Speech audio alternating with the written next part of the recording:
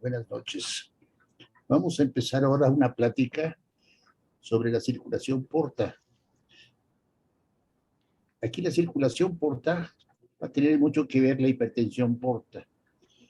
Inicio el tema como título hipertensión porta por todo lo que viene relacionado a la circulación del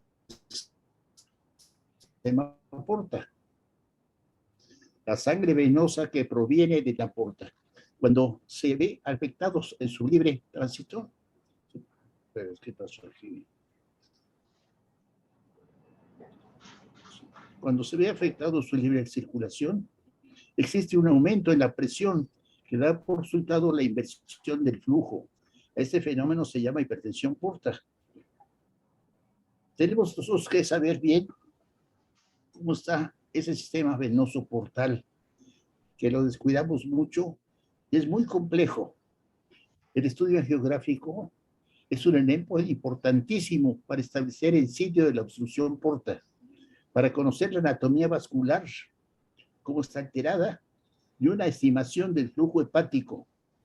Por ese motivo es necesario el conocimiento de la anatomía y la hemodinámica del sistema porta para su correcta interpretación de las imágenes y la aplicación terapéutica correspondiente. El hígado es un órgano singular que recibe un doble aporte vascular, tanto arterial como venoso. Desde el punto de vista venoso,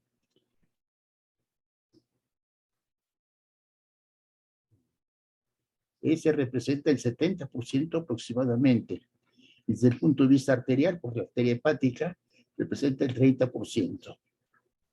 Estos dos elementos van unidos y acuérdense que va siempre con el sistema biliar, porque al momento de funcionar podemos picar alguno de estos elementos. Estos dos elementos, tanto arterial como venoso, de la arteria hepática y la vena porta, van a armonizar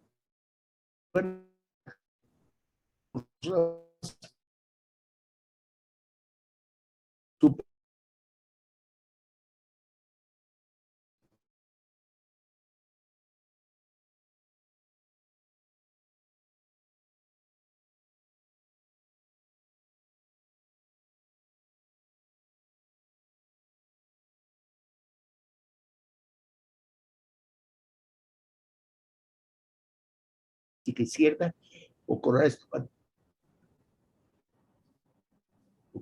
estomágica, y la vena mesentérica inferior, cuya unión con la vena esplénica es variable. Otras tributarias son las venas pilórica, pancreatico-duodenal superior, la accesoria pancreática y la gastroepiflórica derecha. Aquí tenemos anatómicamente cómo están estos constituidos. La vena coronaria estomágica, o gástrica izquierda, la gastroepiflórica, llegan todos estos a través de la vena esplénica. Esta es la mesentérica menor, que habitualmente se une a la esplénica, pero a veces se unen hasta acá. Ahorita vamos a ver las variantes, cómo están porcentualmente de estos elementos. Esta es la porta, la mesentérica mayor, y atrás de ellos está la cava, haciendo un canal aquí en el hígado, y aquí se arboriza para después comunicarse con las superhepáticas a la cava. La vena esplénica se forma de 3 o 4 ramas que emergen del hilo esplénico en ese sitio. Aquí están, aquí se oculta por el sistema este. Los vasos gástricos cortos varían de 4 a 5 y cursan por el ligamento gastroesplénico, aquí, directamente entre la porción superior del vaso y el estómago. La vena mesentérica superior, que es esa, recoge la sangre del intestino delgado y el colon derecho. Y la mesentérica menor recoge la sangre de todo el colon izquierdo. El flujo venoso portal normal es de 1000 a 1200 mililitros por minuto, con una velocidad de 18 a 20 mililitros por segundo, a una presión de 5 a 10 milímetros de mercurio. La presión normal menor de 250 milímetros de agua, con un valor medio de 215 milímetros de agua. La hipertensión porta provoca un incremento del flujo venoso a más de 1500. De 1000 se va a 1500, inclusive más arriba. por minuto. La obstrucción súbita de la aorta es seguida de un shock y muerte en animales de laboratorio. La oclusión gradual es bien tolerada y compatible con la vida a causa de la circulación colateral desarrollada. Esa circulación colateral desarrollada es la que se presenta en los pacientes con problemas de hipertensión portal. El aumento de la presión a nivel del eje venoso portal condiciona una estasis venosa y secuencialmente una congestión pasiva esplénica que puede llevar a un hiperesplenismo.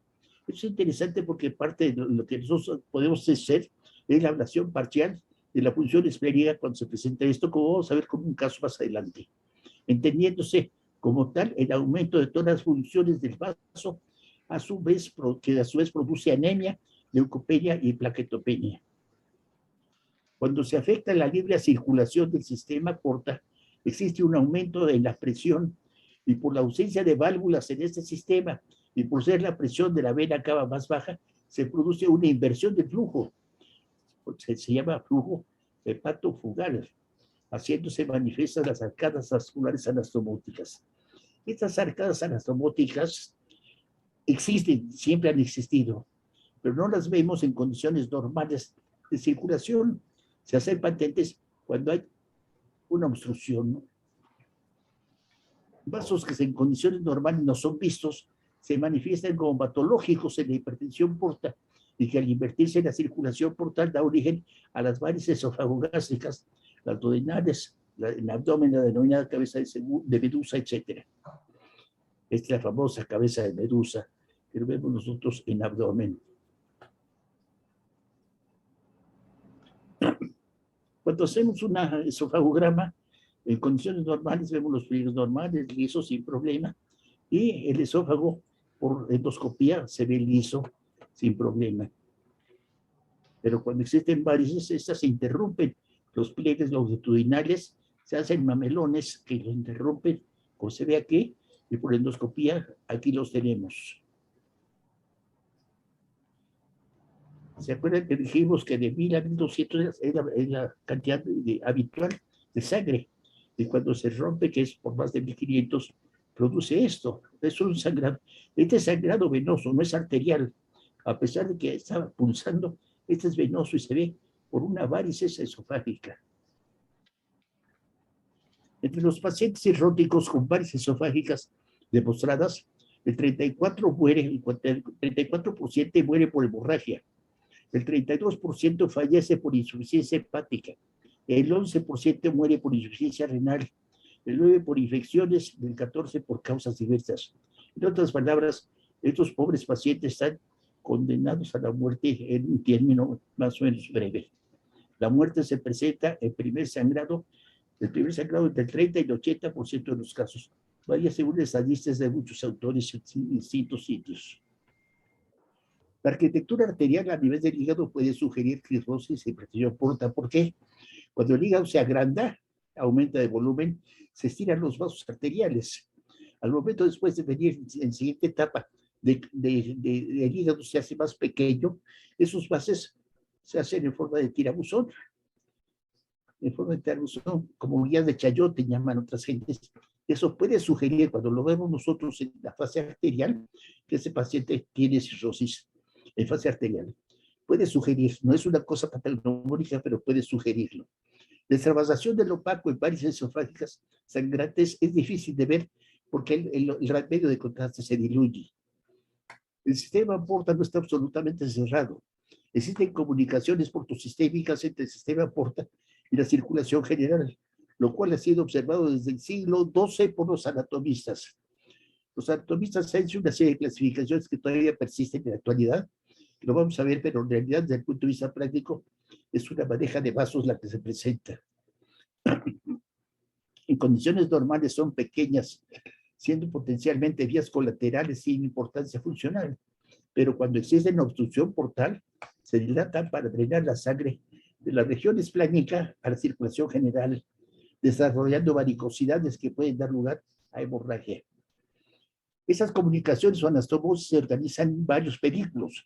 Como les digo, los anatomistas los han clasificado, pero hay confusión, no confusión, sino hay Mezcla entre estos elementos.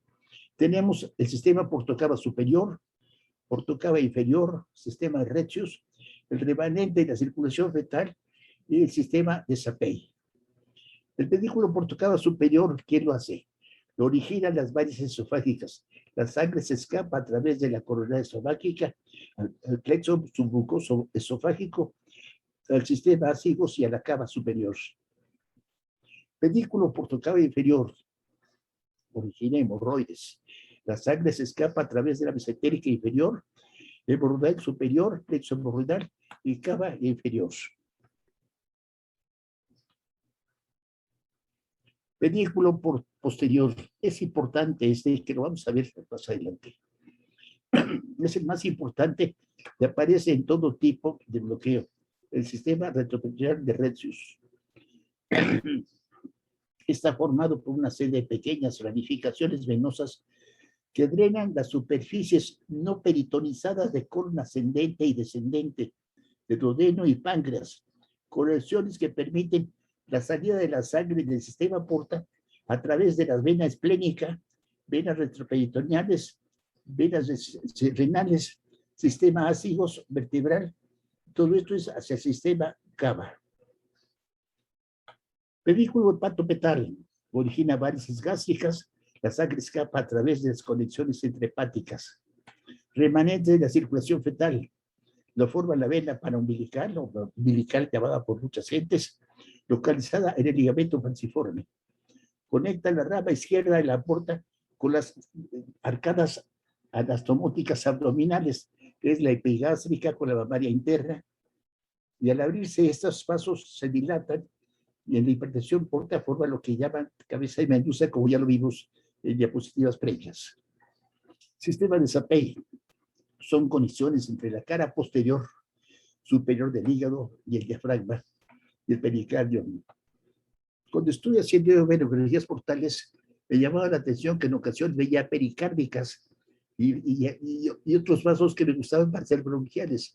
No me explicaba por qué, pero la explicación está aquí. Conexiones entre la cara posterior superior del hígado y el diafragma y el pericardio, que también llamado sistema portal accesorio. Son un grupo de venas que penetran en el hígado independientemente de la porta y que se dividen en 5 grupos: el cístico, el gastroepiploico, el nutricio, el ligamento suspensorio y el paraumbilical. Aquí tenemos esquemáticamente lo que hay. Tenemos la vena esplénica, la mesentérica menor, recoge sangre del colon izquierdo. Aquí sería la hemorroidal, para explicar las hemorroides cuando hay una inmersión de la sistema porta, etcétera. Cuando, por ejemplo, tenemos una obstrucción de la vena esplénica, a través de estas arcadas anastomóticas se restituye la circulación a través de coronaria esofágica, de gastroepiploica izquierda hacia la derecha, o del arco magno de Barcon a través del ibiplón. Aquí tenemos en otro esquema, lo vemos en el esquema para que después en las radiografías sea más fácil identificarlos. Aquí en azul tenemos la porta, en rojo tenemos el sistema cava. Esta es la vena umbilical, que nace de la rama izquierda. Y aquí está anastomosis entre el sistema y la vena renal izquierda. Bueno, aquí está, y todo así se acaba. Aquí tenemos una vena umbilical, aquí tenemos las ramas del hilio hepático, del hilio esplénico, perdón, que van hacia el esófago. Cuando se ocluye la cava, nosotros vemos esta imagen, que son ramas de la peróica, la cística, etcétera. No es permeabilización de la porta, sino son las ramas accesorias que se dilatan tratando de compensar esa obstrucción de la porta. Aquí tenemos radiografías. La vena coronaria estomática, la presencia de varices, la esplénica, la mesentérica menor, la mesentérica mayor y las ramas. La misma situación, vemos aquí la coronaria estomática, la presencia de varices, la esplénica, la mesentérica menor. La situación lo mismo, la esplénica. Aquí tenemos una circulación distal, que después vamos a ver cómo se ve esto. Aquí vendría la mesentérica mayor y sería la mesentérica menor. La corona estomaquea, fíjese dónde nace aquí. A veces nace de la aporte, a veces nace de la esplénica, para aportar sangre a las varices. Aquí tenemos este sistema. Como todo se ocluye y van ramas hacia la cara posterior de abdomen, hacia diafragma. O sea, hay una serie de vasos que se lastimozan por todos lados cuando hay problema a nivel de circulación porta. Y tenemos otro. Tenemos la vena paraumbilical, que nace de la rama izquierda de porta. La corona estomáquica, que está dando aporte a las varices esofágicas. La vena esplénica, una derivación, una arcada anastomótica entre la vena esplénica y la vena renal, una esplenorenal, la vena renal y la cava. Aquí tenemos dinámicamente una situación normal. La vena esplénica, la porta, las ramas intrahepáticas, una fase tisular venosa, pero portal, no arterial. Y cuando existe, fíjense que la colocación del catéter tiene que ver mucho dependiendo del problema que tenga el paciente, si queremos identificar bien las cosas. En este momento nosotros tenemos aquí el catéter y vemos la esplénica, unos vasos aquí, la corona estomáquica delgadita, vemos aquí la cava y aquí qué sucede. Si metemos más distal el catéter, podemos ver que hay una derivación esplenorenal, aquí está la unión con la vena renal, la cava y la aurícula derecha. Tenemos otra igual. Aquí está una derivación esplenorenal con cava. Aquí tenemos hasta una suprahepática y una fase tisular de un hígado pequeñito. Vean en esto, baja, de ratito vemos que sube, desciende a vena renal y acaba. Aquí pasó, es una esfera renal, porque cae arriba de la vena renal. Hay otra donde cae abajo, que podría ser gonadal. O sea, hay confusión ahí de los vasos.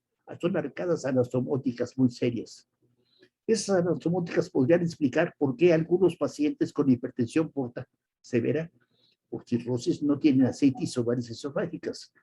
En casos raros, los cortocircuitos histéricos portales espontáneos han descomprimido con eficacia el sistema venoso porta. Por desgracia, esto no sucede así.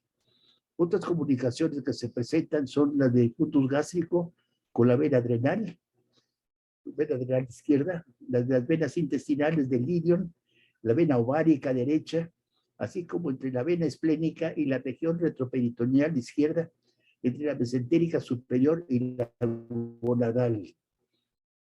Una vez que se ha producido la elevación de la presión portal, en la circulación colateral se desarrolla un importante incremento del flujo sanguíneo por este sistema venoso que impide que la presión portal disminuya a pesar de la formación de colaterales. Aquí viene algo que yo no entiendo, lo hemos tratado de entender desde hace mucho tiempo y no me ha sido posible. En general, la circulación colateral no descomprime con eficacia el sistema porta y el volumen de sangre que se deriva es relativamente insignificante.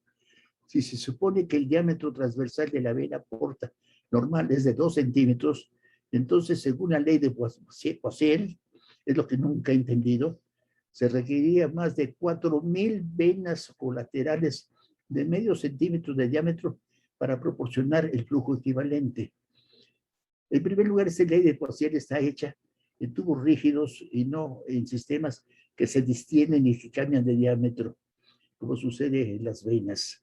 Pero esto lo pongo porque nos da una idea de lo que se requeriría para tratar de que existiese una compensación de esa hipertensión portal solucionada por colaterales. La hipertensión portal provoca un incremento en el flujo venoso a más de 1.500 mililitros por minuto, lo que explica el por qué la ruptura de las varices esofágicas provoca una segura hemorragia. Sistema ácigos. El sistema ácigos también se mete con el problema de la hipertensión portal. Cuando existe bloqueo del sistema portal, las venas del sistema ácigos participan en la descompresión respectiva a través de múltiples comunicaciones como las arcadas anastomoticas antes descritas, siendo las más frecuentes las venas esofágicas derivando la sangre hacia la vena cava, la vena cava superior. Igualmente drena la sangre de la pared posterior y cara anterior del abdomen y del tórax. Está compuesta por 3 venas, la ácigos mayor, la ácigos menor inferior y la hemiácigos accesoria, también llamada vena ácigos menor superior. La mayor se forma de la unión de la vena subcostal derecha y lumbar ascendente derecha y representa el último afluente de la vena cava superior. Acuérdense que sube y baja a donde está el callado del callado, se me va ahorita el nombre, ahorita lo vamos a ver en las imágenes. Aquí drena antes de que llegue a la aurícula derecha. Vena ácigos menor e inferior. Se forma de la unión de las venas subcostal izquierda y lumbar ascendente. El callado de la ácigos, perdón, ya me acordé. La vena ácigos menor superior se forma de la unión de las venas intercostales izquierdas desde la quinta a la octava costilla. Aquí tenemos esquemáticamente esto. Aquí está el callado de la ácigos. Como se unen, sistema ácigo mayor y menor. Y aquí tenemos con el sistema paravertebral, cómo se unen todos ellos. Y aquí vemos cómo va a desembocar para hacer el sistema ácigos. Aquí está.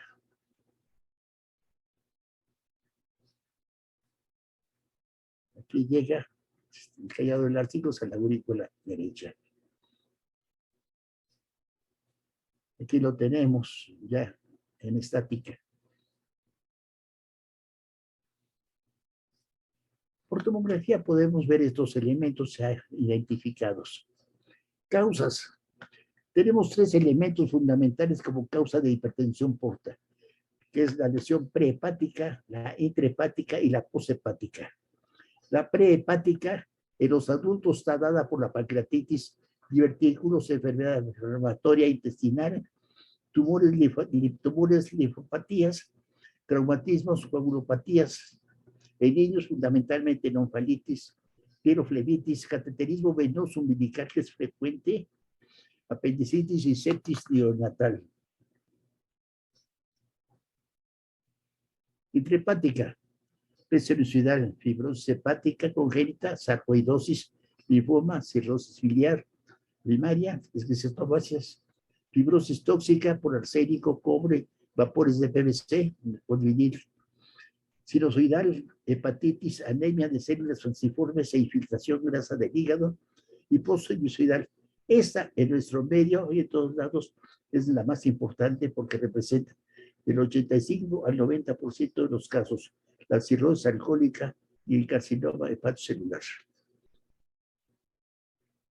Poshepática tenemos el signo de Budd-Chiari, la obstrucción de cava superior, insuficiencia cardíaca congestiva, peritonitis constrictiva. Acuérdense que no hay sistema de valvular, entonces se refleja hacia atrás.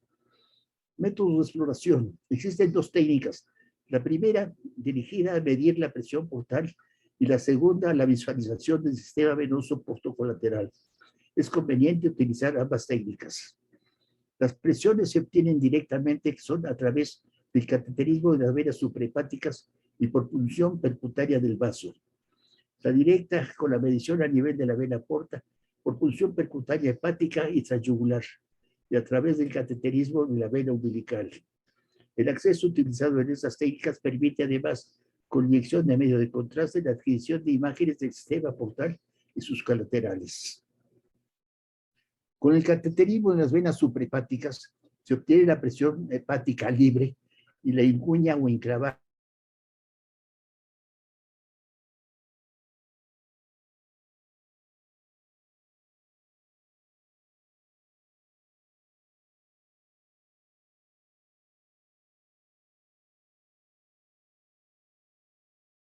de hipertensión portal.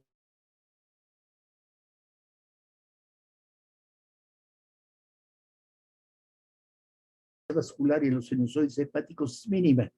La presión superior a 160 mililitros de agua indica una hipertensión porta clínicamente significativa. asociada a la formación de colaterales y hemorragia o rotura de varices esofágicas. Un gradiente inferior a 160 mililitros de agua en un paciente con una hemorragia supuestamente por varices esofágicas debe dudarse siempre de este diagnóstico y se obliga a efectuar otras exploraciones para descartar otro origen que el paciente tenga de hipertensión portal presinusoidal.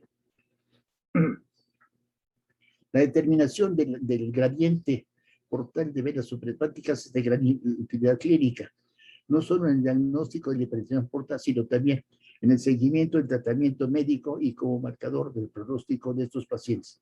Por desgracia, en nuestro medio es difícil poder seguir todos estos elementos, ya que tiene que tener una serie de elementos de control posteriores. Visualización angiográfica del sistema portal. La esplenoportografía.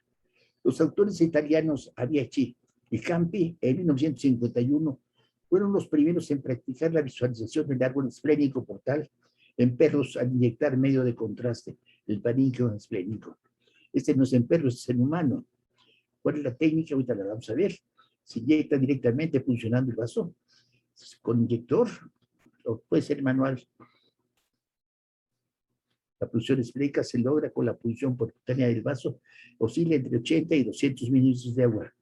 Después de medir la presión, se inyecta en medio de contraste en la pulpa esplénica para obtener las imágenes del sistema portal. Hay un buen tatuaje en el vaso y se ve el sistema. La esplenoportografía obtenida tras la inyección de medio de contraste en parénquima esplénico ha sido sustituida por la portografía indirecta, que se obtiene con el retorno venoso de la angiografía de la arteria esplénica y la mesentérica superior, debido a un alto riesgo de desgarrar el vaso. La aguja en el vaso es muy friable y fácilmente podemos tener problemas. Ortografía indirecta sustituye a la esplenoportografía debido al elevado riesgo. Se obtiene con la fase de retorno venoso de la arteria esplénica y mesentérica superior e inferior. La repermeabilización de la vena umbilical o paraumbilical requiere de una pequeña intervención quirúrgica. El 80% de los casos es posible aislar y dilatar la vena obliterada para permitir el paso de un catéter y medir y inyectar material de contraste. Este es un caso hecho por Carbalares. Carbalares es un médico mexicano que fue el primero que describió la técnica en 1959. Aquí hay algo muy especial. El doctor Carlos Albarrán, médico militar, dice que él lo hizo y que es un plagio del doctor Carbalares. No sé, pero lo ha hecho. Es que Carbalares lo tiene impreso. Eso es lo que sucede, que alguien se adelanta. Por eso Lunderquist pidió autorización para presentar sus casos antes de que Viamonte presentara lo de la venografía percutánea transhepática. Lo mismo sucedió con Röntgen, que pidió permiso de presentarlo en la Academia de Física antes de imprimirlo, precisamente para evitar esos plagios. La rehabilitación de la vena umbilical o paraumbilical requiere de una pequeña intervención quirúrgica. El 80% de los casos es posible aislar y dilatar la vena obliterada para permitir el paso del catéter para medir e inyectar material radiopaco en la vena portal izquierda. Ortografía indirecta se obtiene logrando una buena fase de retorno venoso en la arteriografía selectiva de arteria esplénica y mesentérica superior. Aquí tenemos una arteriografía de mesentérica superior y ese es el retorno venoso de la misma. Aquí está la arteria mesentérica, esta es la vena mesentérica, y ahí está la porta con su rama derecha e izquierda. La angiografía digital con sustracción digital permite una mejor visualización de la anatomía y hemodinámica de estas fotografías de retorno venoso. La adquisición de las imágenes se logra entre los 15 y 25 segundos. Hay que estar pendiente de eso porque habitualmente nosotros inyectamos y a los 5 o 10 segundos interrumpimos el disparo y no logramos ver lo que pasa distalmente. Posteriores a la inyección debiendo extenderse a veces hasta los 25 y 30 segundos. Es importante cuando se obtiene sustracción digital que el paciente aguante ese tiempo en apnea para tener un buen registro. De lo contrario, no nos sirve la sustracción digital y tenemos que hacerlo convencionalmente. Aquí tenemos esta imagen en donde es totalmente diferente, nada más para valorar y ver la circulación de hígado. La arteriografía hepática con una patología de un adenoma hepático. Aquí tenemos una arteriografía esplénica, la base tisular de vaso, la vena esplénica. Aquí vemos la porta, vemos la fase tisular venosa de hígado, la oquedad sin medio de contraste correspondiente al adenoma. Acuérdense que tenía una porta arterial. Si ahora lo vemos a través de mesentérica superior, veamos lo mismo. Arteriografía mesentérica superior, una buena fase tisular de intestino, la vena mesentérica superior, la porta, la porción entrehepática y tisular de hígado, lo que da que tendría que ser. Esta es la situación indirecta del sistema porta. El sangrado por varices esofágicas representa un reto para el personal médico tratante y consiste en la administración de fármacos, aplicación de balón oclusivo, taponamiento, esclerosis endoscópica, ligadura endoscópica, con bandas elásticas y la esclerosis por vía percutánea transhepática, derivación portosistémica percutánea entrehepática y cirugía derivativa.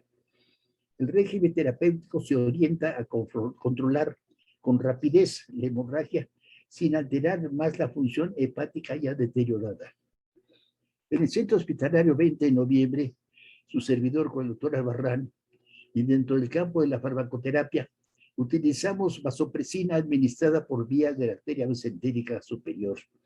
El doctor Albarrán colocaba un catéter, se administraba el pitresín con presión positiva para tener estas dosis en vía arterial, y lo sometía a cirugía. Y veía que había un vasoespasmo arterial inmediato y sostenido que persistía por 20 minutos después, inclusive de ser suspendido la inyección, provocando un abatimiento del 40-60% de la presión portal, deteniendo la hemorragia por ruptura de las varices. Esa terapia puede prolongarse por horas o días sin que altere el pulso, presión arterial, gasto cardíaco y diuresis. Se puede continuar en transoperatorio facilitando la disección de las estructuras vasculares con gran ahorro de sangre. Eso es lo que vio el doctor Albarrán y le gustaba. Ortografía directa.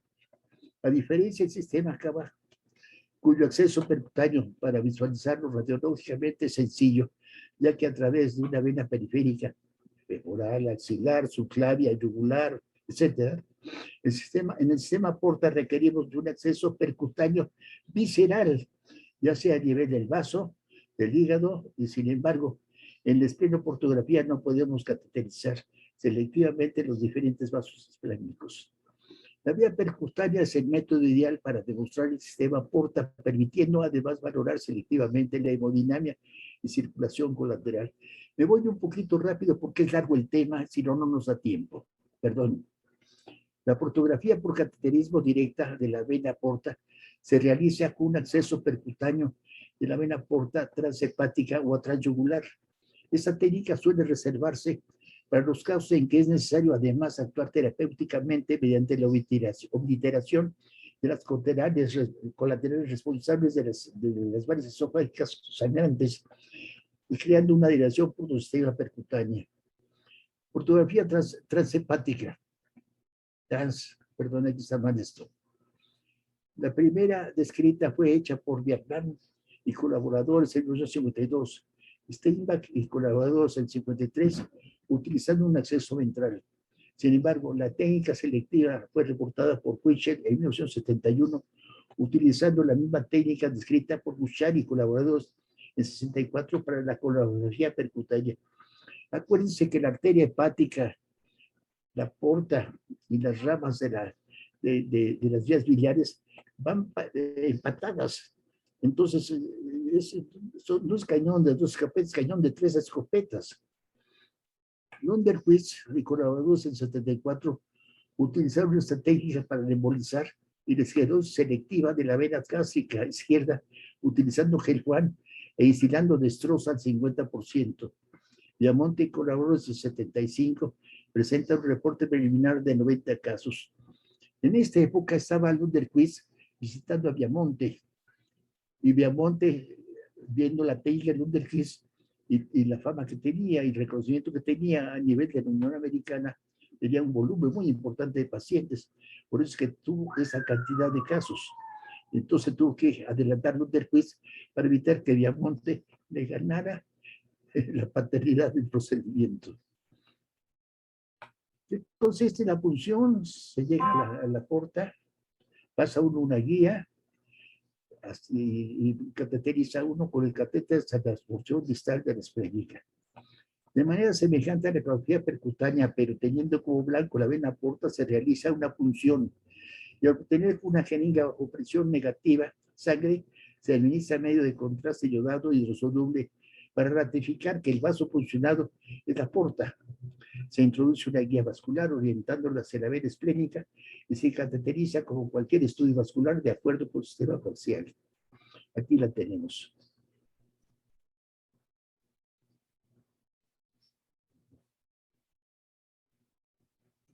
Normal, sin problema.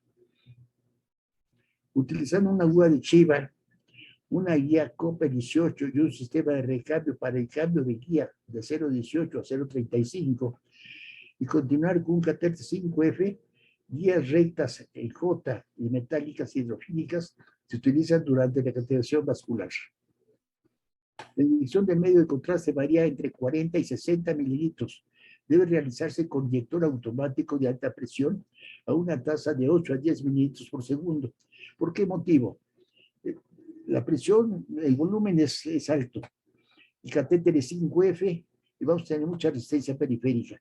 Aquí tenemos que meternos en lo que es el manejo, saber el manejo de lo que son inyectores.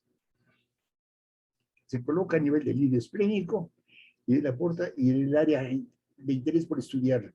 Se realizan manometrías y al terminar el estudio se emboliza el trayecto de la arteria hepática con gel Juan, de la punción hepática, perdón, con gel Juan. Se toman radiografías con sustracción digital y es muy importante la apnea para un buen registro y una óptima obtención de imágenes. La cateterización de la vena coronaria esofágica y embolización se realiza para el control en el sangrado por vías esofágicas. Igualmente se embolizan las gástricas cortas y las que alimentan las formaciones varicosas. Esquemáticamente está la punción, tenemos la coronaria esofágica, distantes aquí las formaciones varicosas, como metemos nosotros hasta allá, y tenemos que embolizar y ocluir estos vasos. La vena coronaria estomática, como les mencionaba hace rato, y la mesentérica superior pueden variar su desembocadura como variantes anatómicas. Aquí está la coronaria estomática, varía en su desembocadura en vena esplénica, en la unión con la porta y en la porta directamente. Y la mesentérica inferior puede estar inclusive a la mesentérica mayor en la unión de ellas o la esplénica. Las imágenes obtenidas por este método proporcionan con claridad la anatomía y fisiología normal y patología que nos permite, además de un diagnóstico muy preciso, los elementos necesarios para determinar una terapéutica adecuada en cada paciente con hipertensión portal. Aquí tenemos este caso. Venografía portal transhepática, coronaria estomática y varias esofágicas muy severas. Se cateteriza la coronaria estomática y se empaqueta con gel Juan, en este caso, con medio de contraste para su control. Y vemos que ya no existen las varices esofágicas. Este caso es interesante.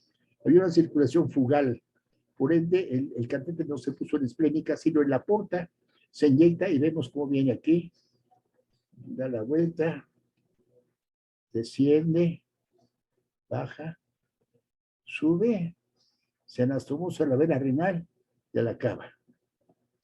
Aquí tenemos otro caso muy semejante. Está una vena esplénica, una madeja de vasos aquí, como desciende y aquí está hacia la cava. Aquí tenemos la anastomosis de esa derivación espontánea, esplenorenal, vena renal, cava de aurícula. En la situación. Este caso es interesante. Si se fijan las fechas, fueron fue en el 74, pero fueron 3, 4 días antes. El paciente es sometido a un estudio radiológico angiográfico para valorar y ser sometido el paciente a una intervención portal quirúrgica, una esclerorenal distal.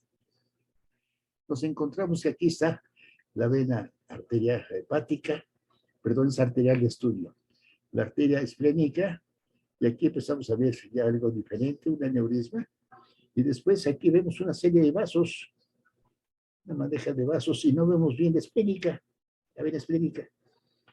El paciente a los 2, 3 días o 4 días sangra, le colocan una sonda saque Blackmore. Pues aquí nosotros le hacemos la venografía portal transhepática, desinflamos los balones para que no, para demostrar si existía o no sangrado. Vemos aquí que esos vasos que estaban ahí es esto, y es una división espleno-renal, vena renal hacia la cava inferior. Como no nos creían, tuvimos que hacer al paciente una radiografía de arteria renal para tener el retorno venoso renal. Se ve la vena renal ya amputada y se ve una vena gonadal. Hacemos la venografía renal al paciente sobre la marcha, vemos la vena renal, la cava, y aquí está la vena gonadal que está aquí. Ven cómo se altera todo por eso. Otro paciente, por una esomática, las valles esofágicas. Aquí las tenemos. La embolizamos, la correa esomática, y desaparecen las varices. Aquí está, este es el émbolo, ya no hay nada. Inclusive aquí está el émbolo, marcado con género de contraste. Aquí está una fase tisular hepática bastante buena con la aurícula, pero ya no hay varices esofágicas. Corona estomática, para embolizarla. El chiste de esto es llegar al nido para poder controlar las varices. En una situación, sistema porta, vemos aquí la desembocadura, baja, sube y desciende. Este posiblemente sea una vasoadrenal, porque desciende a la cara superior de la vena renal y la cava. Vena renal y cava. Esta es la gonadal. Aquí la tenemos esa. Viene, da la vuelta, baja, vena renal y cava inferior. La sustracción digital sería bueno, pero como está el paciente en movimiento, está respirando, no nos deja ver con claridad las imágenes. Otro paciente, disparamos aquí, da la vuelta, baja, asciende, vena renal y cava. Este paciente es interesante. Tenemos una venología portal, vemos varices en fondo gástrico, varices aquí, en esta porción de aquí, varices importantes. No vemos una vena renal decente, inclusive hasta más delgada, mismo que la porta. Perdón. Empezamos a embolizar todo. Hacemos el disparo, todo está bien, pero las varices persisten. Y no nos habíamos dado cuenta que en la rama izquierda de porta había esta madeja que está aquí. Aquí están las varices. Procedemos a embolizar esa rama izquierda y aquí tenemos el resultado. Esas salen de acá. Eso corresponde a la variante anatómica arterial de una gastroesplénica, arterial gastroesplénica, una rama izquierda de porta, una arteria hepatomesentérica. Aquí están las situaciones, decimos, aquí salió la vía biliar en una inyección previa. Aquí tenemos el disparo de la vena esplénica. Aquí tenemos esto. Y finalmente una buena fase tisular venosa. Después de eso procedemos a embolsar el trayecto de la punción para evitar sangrados. Este es el que les decía yo, una arteriología esplénica. Se produce embolizar para hacer una ablación parcial de la función esplénica con estos resultados. Infartos esplénicos agudos. Y pasamos a los famosos tips. Extrayugular intrahepatic portal system swim.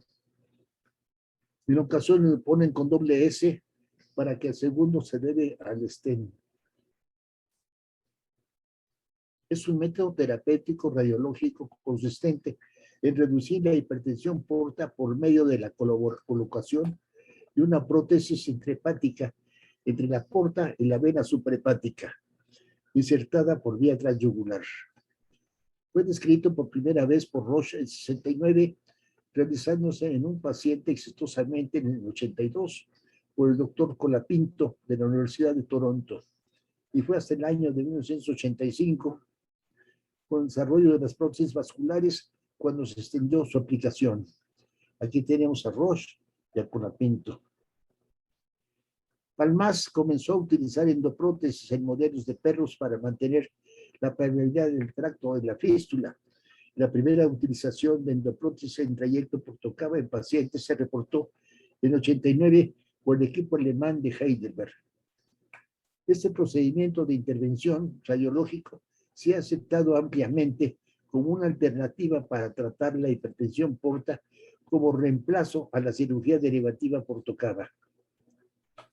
Las primeras prótesis metálicas expandibles fueron utilizadas por Palmas en 86 en forma experimental en perros con hipertensión portal crónica. Richter publicó en 90 su aplicación en los humanos y desde entonces es en la práctica habitual en muchos hospitales para el tratamiento de la hemorragia por varices esofágicas y también de la citis refractaria. Ahora ya tenemos SPENs recubiertos, una serie de avances tecnológicos que ayuda a esta situación. Esta derivación transyugular intrahepática reduce el gradiente portosistémico, frenando la hemorragia por varices esofagogástricas. La frecuencia de una nueva hemorragia ha sido baja. Los TIPS pueden aplicarse para controlar la hemorragia en pacientes con reservas hepáticas mínimas y en quienes está indicado el trasplante hepático, evitando una derivación portocava quirúrgica que compromete la operación de trasplante. La técnica. El procedimiento ha sido modificado en los diferentes centros de trabajo. Sin embargo, en esencia consiste en una punción transyugular con un sistema de Rosh-Uchida para abordar la vena suprahepática y con la aguja guía introducida en el catéter, conectar el sistema porta con el cava, aprovechando la relación estrecha entre estas estructuras vasculares dentro del parenquima hepático. Aquí tengo la yugular, pasamos directamente de la yugular a la cava superior. Aquí está. Llegamos a la aurícula derecha, llegamos a la cava, y aquí están las suprahepáticas. Aquí están las suprahepáticas para funcionar esquemáticamente en una incidencia frontal y una lateral. Aquí está en tomografía la relación estrecha que existe entre las suprahepáticas y las ramas de porta. Aquí tenemos esto, esquemáticamente la vía de acceso, la punción, la unión entre una suprahepática y la cava, y la porta, perdón, la unión, digamos, después de la punción y ubicación del stent. La imagen aquí estaría esta imagen, rama izquierda de porta, rama derecha, la porta, esta rama izquierda de porta, rama derecha, el stent de la derivación de una suprahepática aquí la aurícula. Aquí está la punción yugular.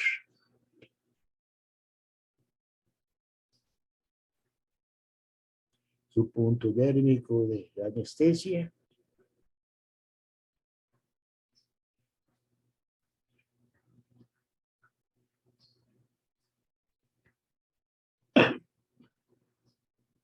Aquí tenemos la sangre. Fijamos nuestra aguja. Pasamos nuestra guía.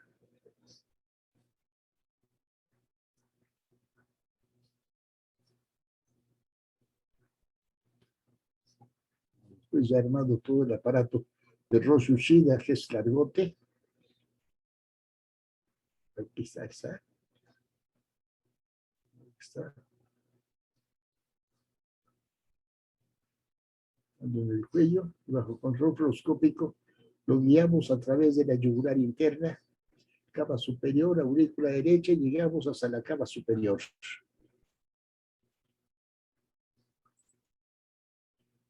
Es el instrumento de Rosh Ushida. Una aguja, que es un alambre grueso, 0,35. La punta tiene una guía, pero la punta de la guía termina en punta de lápiz con filo. Esta se introduce en un catéter 5F. Estos dos elementos se introducen a su vez, perdón, antes de eso, esa funda se va, cubre esa aguja que tiene una curva aquí, y finalmente ponemos esa dentro de esa dentro de esta, y esas dentro de esta, teniendo una sola instrumento. Y va a pasar a través de la yugular, como les dijo, la cava superior, etcétera, etcétera, etcétera, hasta la aurícula derecha.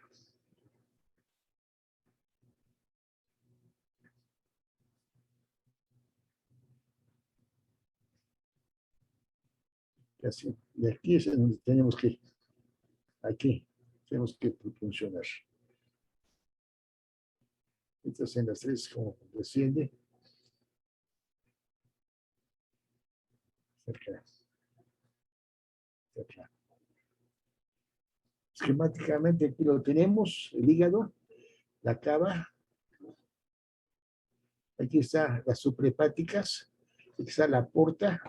Supuestamente por la retención el flujo está invertido, se forma la corona estomática y las varices. Se hace el acercamiento para la punción.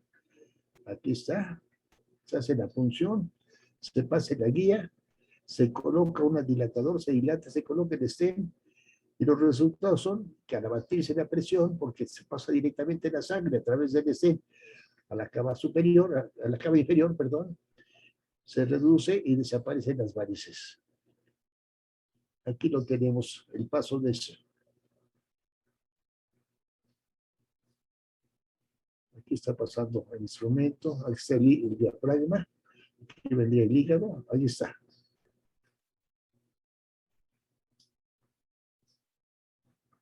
Llega hasta aquí, se localiza la suprahepática, se hace la punción, se obtiene sangre, se inyecta, ve uno que está en porta, se pasa la guía,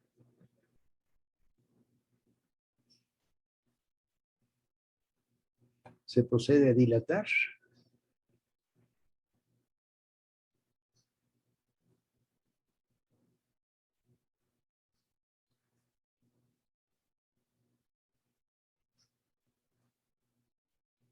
Aquí está, todavía no ha pasado nada. Aquí lo tenemos, es la secuencia. La punción, como pasa, hacia porta, pues, perdón, aquí está la unión entre la cava y las ramas de porta. Se ven desincronizar las varices esofágicas. Aquí está el resultado después de colocar el stent. Y las varices han desaparecido. Aquí tenemos la punción, cómo pasa en medio contraste inclusive a la mesentérica menor. Aquí está el momento de colocar la colección, la corona estomática, las varices. Aquí están las varices, cómo están todo eso. Y aquí está la colocación de la prótesis. Aquí tenemos a otro paciente con el stent, la derivación porto-cava. Es este mismo paciente. Aquí se dilató esta porción de aquí, se baloneó para que funcionara en forma adecuada. Otro paciente, ya pasó. Es el stent, en el momento de irse a colocar. Estamos quitando la funda para que el stent se expanda. aunque es autoexpandible, no logra descender totalmente por la resistencia que existe a nivel del hígado. ¿Ven ustedes cómo persiste todo esto? Tenemos que meter un balón, dilatar.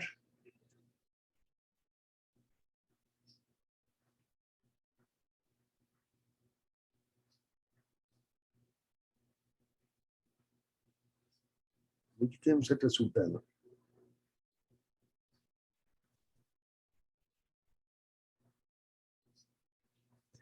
Aquí tendríamos problemas cuando existe un problema de porta, de trombosis de porta, de poder pasar distalmente.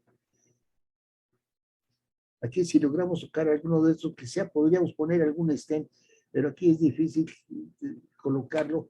Aquí fracasaríamos. Como aquí está también. Las varices gastroesofágicas son la complicación más común en los pacientes con hipertensión porta. Denominamos varices ectópicas las localizadas en zonas distintas a la gastroesofágica. Predominantemente se sitúan en duodeno, yeyuno, ilion, colon, recto y estómago de enterostomía. Varices duodenales, aquí las tenemos, ¿cómo se presentarían? Las varices duodenales fueron reconocidas por primera vez radiológicamente por Alberti en 1931, quien reportó además el primer sangrado digestivo por esta causa. En 1973, Kunisaki realizó el primer reporte de varices duodenales diagnosticadas por endoscopía. En el duodeno se localizan más frecuentemente las varices ectópicas. Su sangrado es poco frecuente, pero cuando se ocurre es masivo, importante y de difícil control, alcanzando una tasa de mortalidad del 40% en el primer episodio de sangrado. Tanaka y colaboradores en 88 analizaron la etiología en 105 casos de varices duodenales y encontraron que la cirrosis seguida por la obstrucción de las venas portas y esplénicas fueron la causa más común.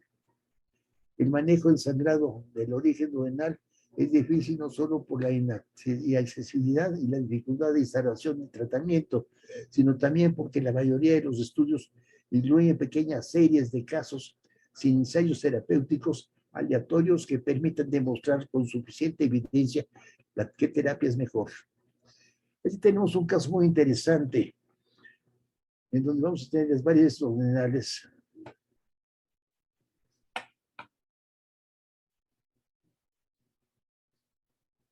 En este sitio aquí, pues ahorita lo van a ver. Estas, todas estas, son varices duodenales. Esas. Entonces, están aquí. Este paciente me lo refirieron a mí porque había sido sometido en varias ocasiones a varias sesiones de ligadura de varices esofágicas.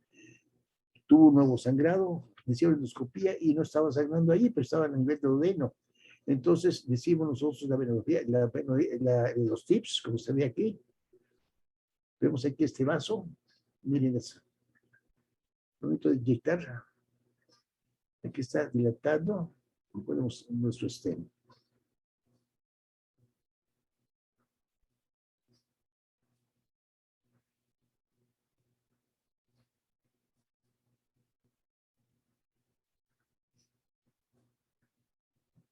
Desaparecen las varices duodenales.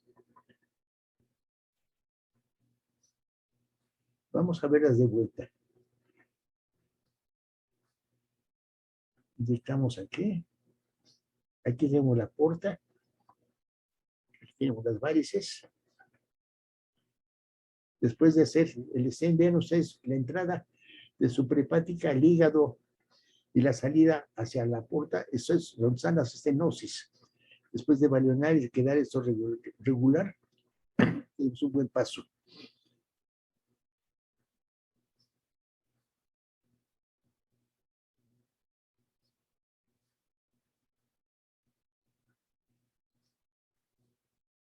Ahí están aquí van aquí. Aquí se veían las varices antes de dilatar.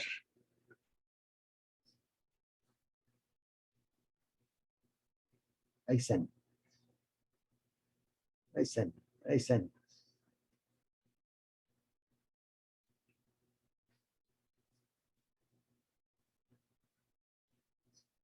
Aquí están todas las varices duodenales.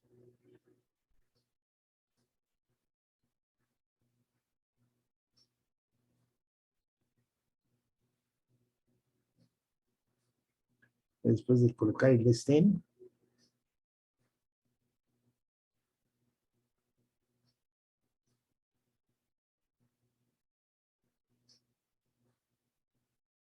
delinearlo, esperamos, y esto ha desaparecido.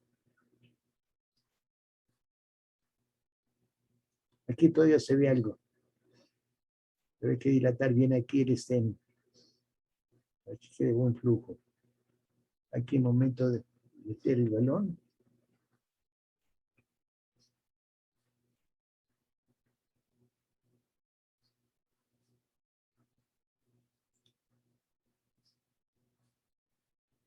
Si hay resistencia, hay que mantenerla a buena presión hasta que se rompe esa cintura, queda regular. Hacemos la inyección.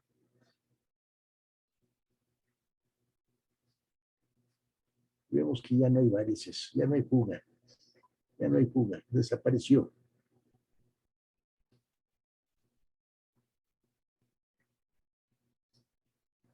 Se considera que el abordaje con TIPS es una opción segura y eficaz en el manejo inicial del sangrado y en la prevención de recidivas con un riesgo bajo aceptable. Las principales desventajas de los TIPS se conocen como disfunción, estenosis y obstrucción, que se presenta en un 40-50% de los casos, corrigiéndose con los stents recubiertos y la encefalopatía. Esta última, sin embargo, suele responder bien al tratamiento médico por la reducción del sueño. Los candidatos al trasplante renal, al trasplante hepático, tendrán mejor alternativa inicialmente en la esclerosis o ligadura con bandas elásticas ante un episodio de hemorragia por varices esofágicas, quedando los tips para el fracaso de la esclerosis de las varices fúngicas, gástricas y ascites relativas. Aquí está endoscópicamente cómo se veía una varices. El tubo ve la varices, hace expresión negativa, la chupa. Por fuera del tubo, hizo la presión negativa, está una banda, un anillo, se desplaza y cae exactamente en el cuello de la varices, necrosándola y expulsándola después. La derivación portosistémica percutánea intrahepática es una técnica derivativa no quirúrgica del sistema porta, que ha demostrado su eficacia en el control de la hemorragia digestiva alta por varices esofágicas y ascites refractiva. Actualmente, el trasplante hepático se ha establecido como el único tratamiento potencialmente curativo de la hepatopatía crónica y el más idóneo para el control de la hipertensión portal de causa intrahepática. En la actualidad, una de las mayores preocupaciones para la mayoría de los grupos de trasplante hepático es la escasez de donantes. Los TIPS es una derivación calibrada realizada por medio de radiología intervencionista, cuyos resultados son similares a los de cirugías derivativas, pero con una muy significativa baja mortalidad. De acuerdo, cuando era estudiante había un médico, no voy a decir el nombre, un médico judío muy hábil quirúrgicamente, que le encantaba hacer las derivaciones portosistémicas, pero tenía una mortalidad sumamente alta. Nosotros, en plan de burla, decíamos, va a ser otra derivación portocaja. Eso representa la alta mortalidad que tiene la quirúrgica contra la mínima mortalidad que podría tener la radiológica. Los problemas de derivación portosistémica quirúrgica y la DPTI son frecuentes obstrucción o disfunción de la anastomosis o de la prótesis, desarrollo de la encefalopatía con empeoramiento de la función hepática debido a la disminución de la perfusión del hígado. Indicaciones: pacientes en lista de espera para trasplante, hemorragia variceal no controlada, ascitis refractaria, gastropatía por hipertensión portal.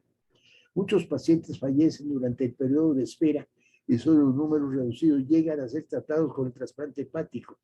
Las derivaciones quirúrgicas portosistémicas dificultan el manejo del trasplante hepático. contraindicaciones absoluta, hígado poliquístico, relativa, trombosis de la aorta, oclusión de venas suprahepáticas, tumor hepático, dilatación de vías biliares, etc. Con esto damos terminado todo lo referente a hipertensión porta.